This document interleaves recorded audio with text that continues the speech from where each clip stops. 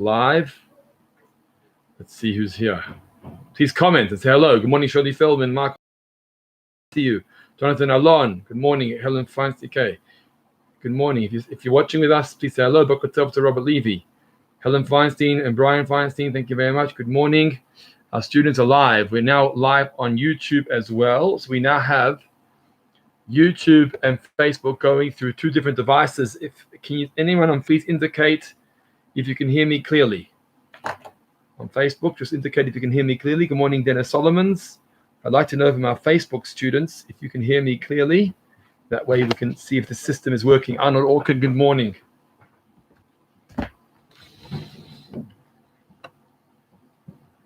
Good morning, Norman Stagg. Thank you for joining. Thank you for your suggestion. Absolutely. Good idea.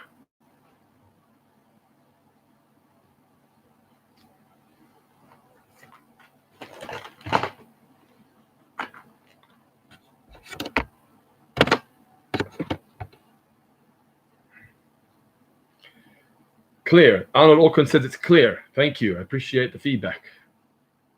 Thank you very much.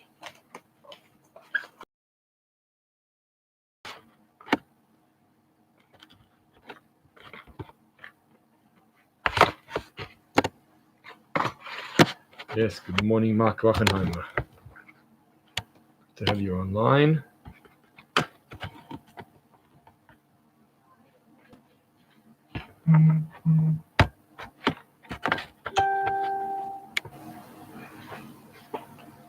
Great. Just see if anyone's on YouTube.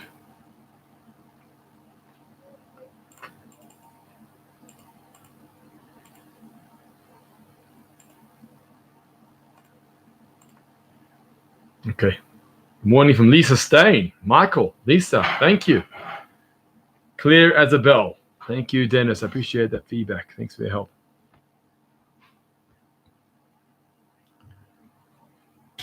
Very good. Today's methods of technology. No,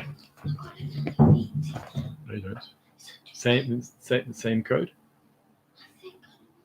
Yes, same code. I'll write it for you. You can put it in yourself. Come here. I can't really hear you well. So just let's take a paper. Thank you for logging on. We'll be with you in a moment.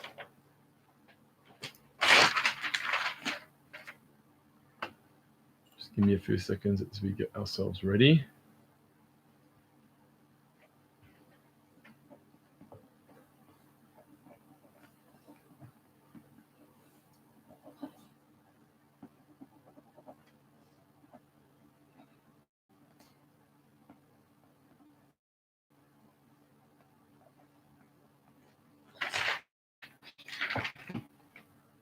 P.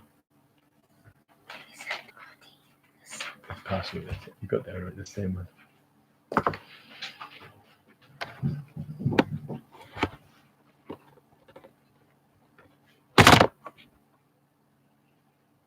Lisa says, now I'm lachatz. Now I'm lachatz. Michael, just write that again. I didn't get that. Lisa says, no, we didn't understand that. So you got to type that again, Michael.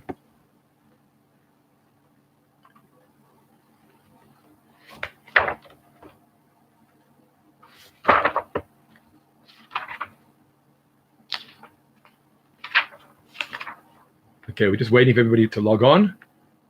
We'll be with you in a second. We're now live on YouTube and on Facebook for those who wish to join.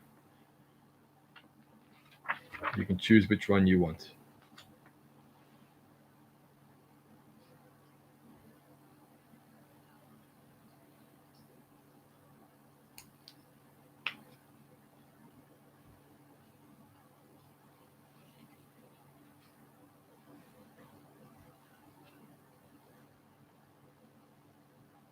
Okay, morning.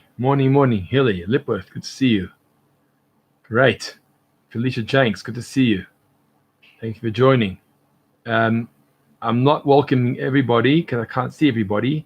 So if you can, actually I can now that I'm using my cell phone. Let's do this. Jonathan Alon, Dennis Solomon. Yeah, waiting for the host. They're waiting to start it. Hasn't started yet. She's not teaching. Who's teaching you? Mrs. Rosenberg is not the one. I don't have that one. I'll ask Mommy for it.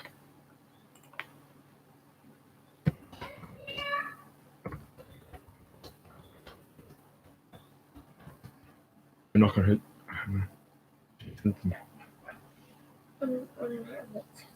How do you know she's teaching now? Because it's What time is she teaching you? English. What time? Someone came up to me and said, the Australian journalist came up to me and said, it's 10:30 a meeting. I don't know. I have to wait for Mommy. I'm not going to Okay. Sorry about that. Just give me a moment. Morning, Shirley Feldman. Good to see you.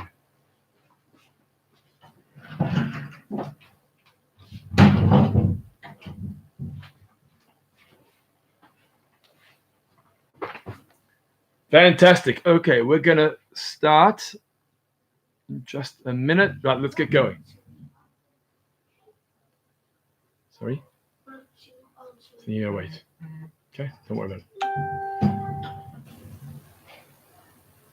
Right, good morning. Let's go. So I hope you're all doing well. We are currently on Facebook and on YouTube. So if you have any questions, you're more than welcome to ask them, post them. What I ask you always to do is please share this video from your profile so that people can see that you're online. Okay, so just share it. There should be a button share, and that will share your video, and everyone will see what you're busy with. At this point in time, if you have any questions or ideas you'd like to share, please do share them as we go along.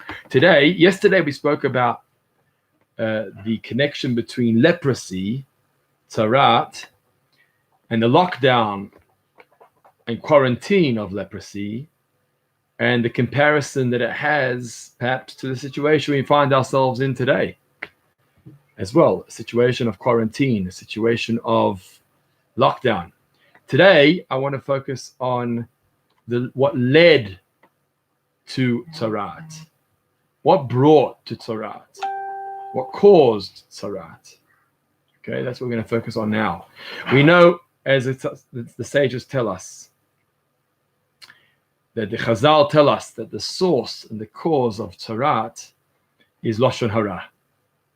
Lashon Hara is the source and the problem, the cause of tzaraat, what's called motzi shemra, one who puts out a bad name onto others. And as we know, this is a very severe prohibition, avera. The sages tell us, Kol ha-mesaper lashon hara ki'ilu kafar be'ikar, one who tells over lashon hara, it's as if he has negated his entire belief system. That's quite a harsh statement. Whoever speaks lashon hara about his friend, as if he has denied his entire belief system. Ki'ilu kafar be'ikar. It's quite a strong statement. Or another one, Kol ha-mesaper lashon hara amar HaKadosh Baruch Hu, whoever speaks lashon hara, chit-chat about his friend, Hashem says, Ein ani v'hu yecholim ladur ba'olam, the two of us can't live side by side together. God says, I can't live together with someone who tells over lashon hara. That's quite a strong statement as well from the sages too.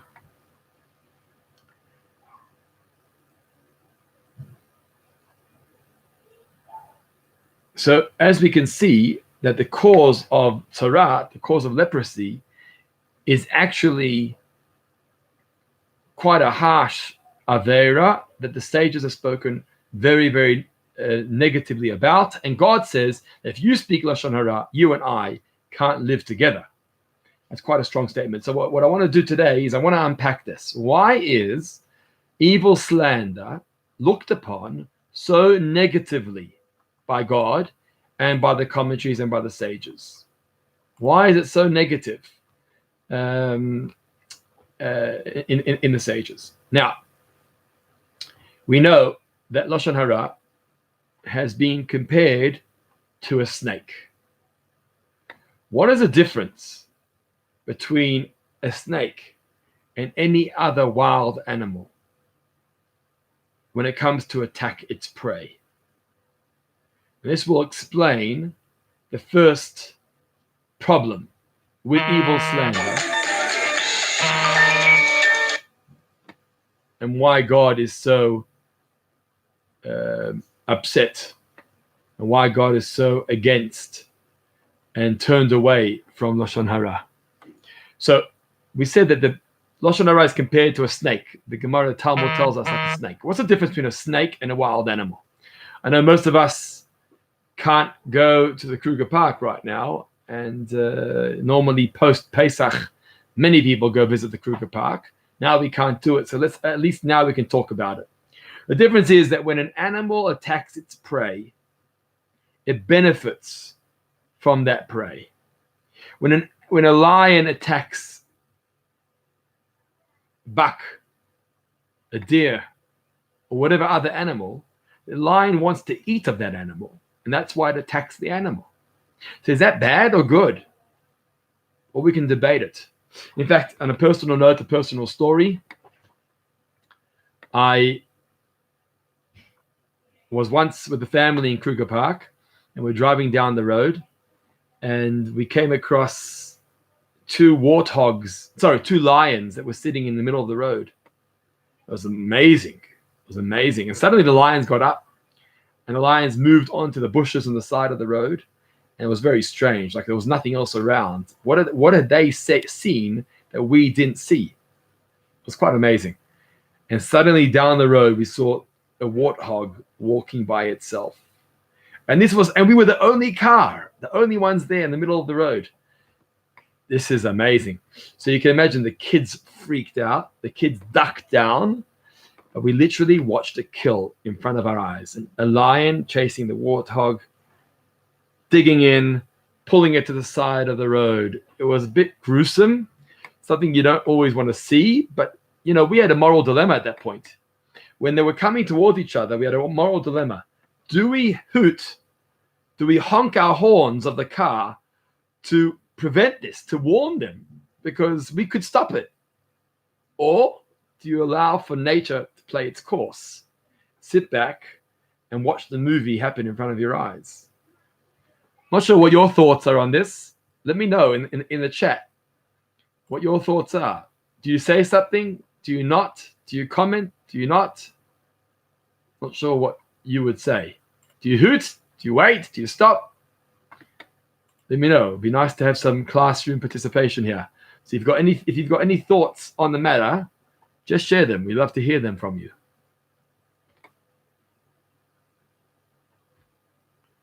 Okay. So the point I mentioned that story is because when a lion digs into a warthog and injures or kills a warthog, the goal is to benefit. But the nachash, the snake, has a very different intention. When the snake bites you, there's no benefit there. It's purely for harm. And so that's what God says.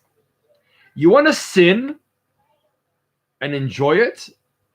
I get you. Sins are enjoyable. Transgression is enjoyable. You want to sin and enjoy it? We can understand that. But you want to sin for the sake of sinning? You're really, as we say in Yiddish, a chutzpaniak. You're really outrageous. Take for example, a child in home. A child who is playing sport and breaks the window. And as a parent, you get all upset about it. You broke the window. But he's playing sport. Okay, so you can get it. So if he's enjoying himself and it's part of his personal enjoyment and he happens to break the window in the process, you get that. But the child who goes and smashes the window because he's angry with his parents, especially now during lockdown time, everyone's in each other's heads. So that's outrageous. That's chutzpah to the highest level. That's unforgivable. And so the same thing is with Lashon Hara. God says like this: you want to enjoy yourself from transgression? I get that. You want to enjoy. I understand that. But you want to speak Lashon Hara for the sake of speaking Lashon Hara, meaning there's no benefit in this whatsoever. You're not going to gain anything. There's not going to be any long-term benefit. Here God says, you got a problem. I've got a problem. And as a result, the two of us can't live together. Because to me, it's a slap in the face with no personal benefit at all. I guess we could debate this. This is one of the commentaries being down.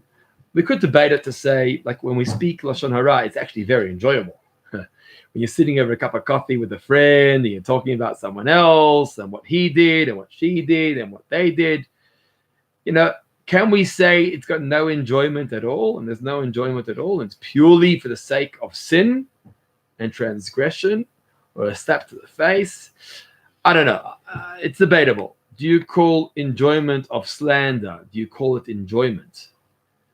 I'd love to hear your comments. If you have any comments, please do share them. I'd love to hear from you. I'd also like to hear whether our streaming is working today. As you can see or sense, I am streaming off two different devices. So it was normally the listeners of Facebook that were battling ever since I started our YouTube live videos. So if the students of Facebook can indicate if they're hearing me clearly, number one. And number two, just your thoughts on this. Is slander considered enjoyment? Or maybe it's short-lived enjoyment. It's not really proper enjoyment. It's like false enjoyment when you speak Lashon Hara, evil slander. In comparison to, let's say, eating treif, for example. So if you eat treif, present company excluded, obviously, at least the food there has some enjoyment in the process of sin. So that could be the first problem. The biggest issue with Lashon Hara, with evil slander. So none of you have responded to my question. Oh, here we are. Sorry. Let's go here. Wow. Hold on 1 second. I'm sorry, guys. I've missed this. Just give me a second. I'm using my phone now. Just want to touch base. Give me a second here. Morning, Hilton Sawitsky. Thank you for your morning. Linda Drew. Norman Stain. Trevor Gerson. Stephanie Erding. Thank you for your comments. Eitan Koffler. Mazel tov on Eitan Koffler's and Marissa's baby boy that was born the other day in their bris milah. Miriam Sachs, nice to see you here. Everyone's watching. Great crowd here today. Snake is venomous. It's true. Good morning, Sherilyn Diamond. Let nature take its course. Thank you, Marion Sachs. Miriam. Okay, so guys, I missed your messages here. Sorry, I'm going to come back to it now. Good morning, Ruth Kaplan. Steve Nossel, don't interfere with nature. Thank you. Bernice Krause, thank you. Marion Sachs, don't ever get involved in natural occurrences. Illegal to hoot. That's true. It is illegal to hoot. Live animals not pleasant. Must let nature take its course. If not, that warthog would be another one. Not sure if we could watch the prey to Hashem. Animal dies quickly with least amount of pain. Michael Stain, good sound. Thank you. Facebook is working well. Leo Knop, thank you. All clear today. Shirley Stain. Norman, thank you. Manfred, thank you. Clear. Linda, Facebook streaming beautifully. Good. They both called Nush. What about majestic animals such as tigers, which kill for sport? That's an interesting one, Jonathan Alon. Majestic animals like tigers that kill for sport. Wow, I didn't know that. Do they not eat their prey afterwards? Okay, now I'm back with the comments. So sorry about the delay there. Getting used to our new systems here. Okay, we're going to move on to the second reason why Lashon Hara is so negative and why God says that the two of us can't live and dwell together. And the answer is because, this is a beautiful explanation, the Jewish people are compared to children of Hashem, children of God. And when you talk about the child of a parent automatically gets offended. That's reality. Talk about my kids, I'll get hurt and offended. Talk about God's kids, he gets offended. And that's why Lashon Hara is one of the most severe, one of the most serious transgressions. Yes, there are other transgressions too, but Lashon Hara, God says regarding evil slander, talk about my people, talk about my children, you and I can't live together because they are dear and precious to me. And in fact, it's interesting because when it comes to Lashon Hara, evil slander, we can ask for forgiveness from the person. It's not easy to ask forgiveness from a person after speaking negatively about them. I actually once had that question. It was just after Rosh Hashanah, Yom Kippur, and someone called me up and said, Rabbi, I'm feeling very, very, very guilty. I'm feeling guilty because I spoke, not me, someone called me up and spoke wrongly about that person, about a person. And I remained on the line, and I heard them out, and I listened, and I'm feeling so guilty. What am I supposed to do? And the answer is you're supposed to phone them up. You don't have to tell them what you spoke about, but you can say to them, I was part of a conversation and I'm feeling very guilty. Not easy at all to do that. But to God, how are you supposed to do that to God? If you speak badly about God's children, you have to somehow go to God and tell him, I'm sorry. So Lashon Hara actually affects both. Lashon Hara affects the person you're talking about. It also affects Hashem. Why? Because that person you're talking about is God's child. As it says, Banim atem Hashem Elokechem, you are sons to God, and don't talk about my children. And if you talk about my children, you and I can't live together. That being said, what's the spin-off to that? What's the counter to that? The positive. When you love one of my children, says God, I love you because they're my children. That's why V'ahavta l'reacha kamocha, loving a fellow like yourself, Rabbi Akiva says, ze klal gadol b'Torah. Loving a fellow like yourself is a beautiful, major principle of Torah. Why is it so important to love a fellow like yourself? Because you're causing nachas to Hashem. Just like Lashon Hara causes pain to God, when you love someone, you cause nachas to God. You call nachas and happiness and joy to Hashem. And this explains why hachnasat orchim, why welcoming in people off the street or visitors into your home, why is it such a major mitzvah?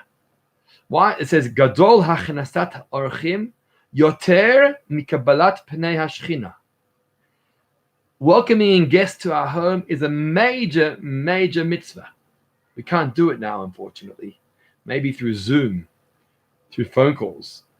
There's other alternative ways of reaching out to people. But Hachnasat Orchim is one of the major mitzvot. Why? Because when you show love to my children, says God, I'm very grateful. When you speak negatively about them, I can't live with you. But when you honor them and respect them and love them and welcome them, that's unbelievable. There's actually a prayer that we say in davening. It's not in the art scroll, but the Arizal brings it down, and it's in the Tilat Hashem Siddur and other Svard Siddurim, where it says to start the davening with the following words: Hareini mikabel alai, behold, I accept upon myself. Mitzvat asay, the positive mitzvah, of v'ahavta l'reacha kamocha. That's how you begin your prayers. Behold, I accept upon myself to love a fellow like myself. That's the introduction to davening. Amazing. Why that introduction? Because when you say, I love my fellow like myself, meaning I love God's children, now you're ready to go into God's world. You want to pray to God? Tell God you love his children. When you love his children, he'll accept you for prayer. I just want to mention Norman Stain's suggestion that he mentioned earlier, that our learning today should be dedicated to the 6 million who perished in the Holocaust. Today is Yom HaShoah, Holocaust Memorial Day, and we have in mind the 6 million Jews that perished. My grandfather, thank God, was a survivor, and he was lucky to get out and go to Australia, but his entire family were killed in the war, and so many others too. We dedicate the learning of today.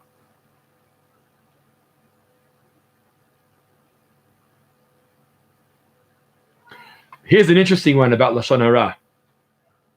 What is the remedy for Lashon Hara? So we said that you should go to the person you spoke about and apologize. I've spoken about you, and I want to apologize to you. But how do you atone for the pain caused to God? You've spoken about his children. How do you ask for forgiveness? So the Talmud tells us the following statement. What is the remedy for Lashon Hara? Learn Torah. Like we're doing now. Learn Torah. Can you believe it? Learning Torah is a remedy for the pain caused to God. Believe it or not. What's the connection? I've spoken badly. I regret it. I've apologized. But now I want to apologize to Hashem for causing pain to him. Learn Torah. Why is that? So we know in the famous song that we sing, when we take the Torah back to the ark to the ark, we say, Deracheha darchei noam, v'chol netivoteha shalom. The ways of Torah are peaceful. The ways of Torah are pleasant. Anyone who learns Torah becomes more refined, becomes more edel, more soft and sensitive. And God says to us, you want to atone for Lashon Hara? You want to atone for evil slander that you've spoken against my children? I'll tell you what to do as an atonement. Go study Torah. When you study Torah, that teaches you new midot, new character traits, new qualities, which will hopefully perfect you and improve you, so that in the future you won't speak Lashon Hara. Powerful insight, beautiful insight to the study of Torah and how that heals. As we know from Aharon HaKohen, as we said in Pirkei Avot, Ethics of Our Fathers, this past Shabbos, Ohev Shalom v'rodef Shalom. He loves peace and he pursues peace. That's the character trait and the quality of studying Torah. Here's something, an additional aspect.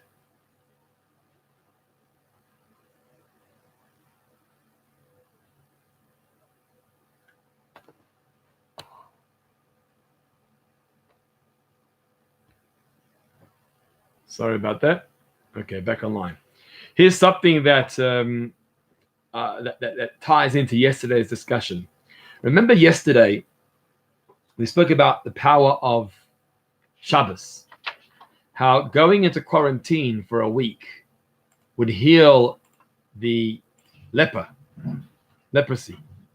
And we spoke about the power of Shabbos, that when you're in quarantine and you're able to disconnect from everything, all distractions, by doing that, it atones for leprosy, for the illness that has overtaken you. But let's tie that in. Why is Shabbos such an important remedy for the leper? Because it's the counter to Lashon Hara. Shabbos is about sitting together out of love, out of unity. Shabbos is about embracing fathers and sons, mothers and daughters, and vice versa. Shabbos is a time that we come into unity and we sit together and we connect together. So it reminds us of the power of love.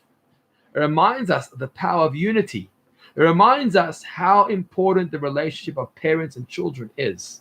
It reminds us how important the relationship of Hashem with his children is. And so Shabbos, when we keep Shabbos, it's an atonement for the leper in quarantine. It's an atonement for Lashon Hara that we spoke. Lashon Hara divides us. Shabbos brings us together.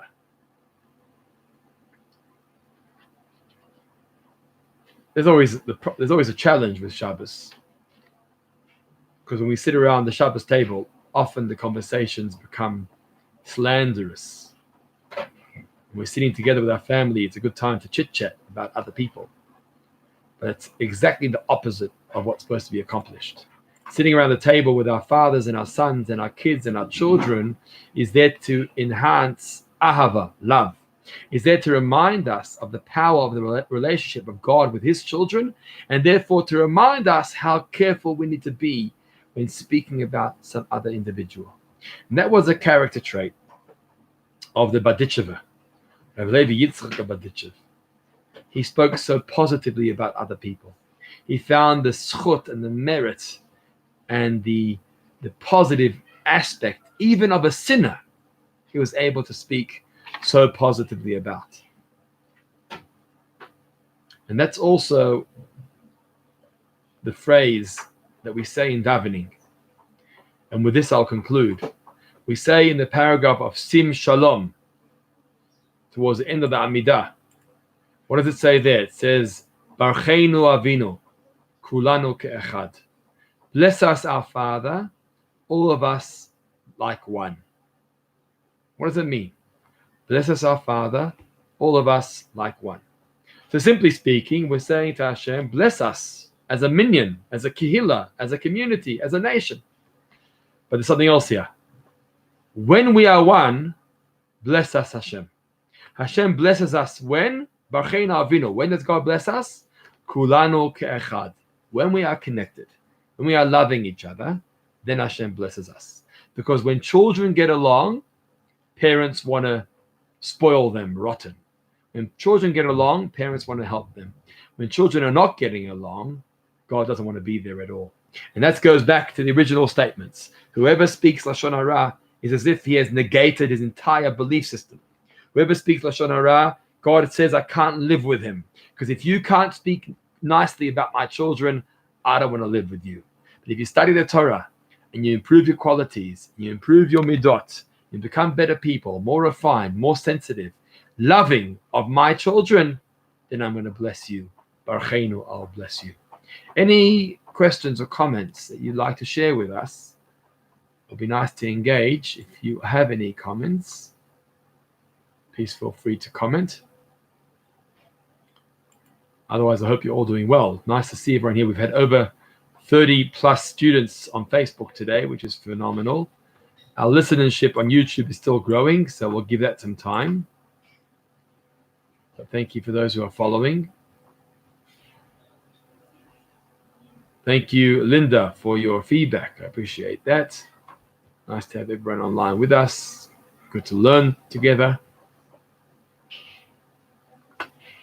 Jonathan Alon, you didn't answer me regarding your question of the majestic animals, such as a tiger who kills for sport. When a tiger kills its prey, does it not eat the animal? Does it just leave the animal? Is that what the tiger does? That's quite insightful.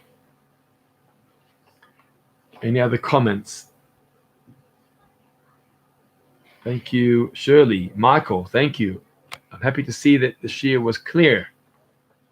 Steve Nussel, I'm sure you're liking my wireless earphones here. Just still getting used to them, but they seem to be working nicely. So thanks for that. Good. Thank you. Wishing you a wonderful day ahead.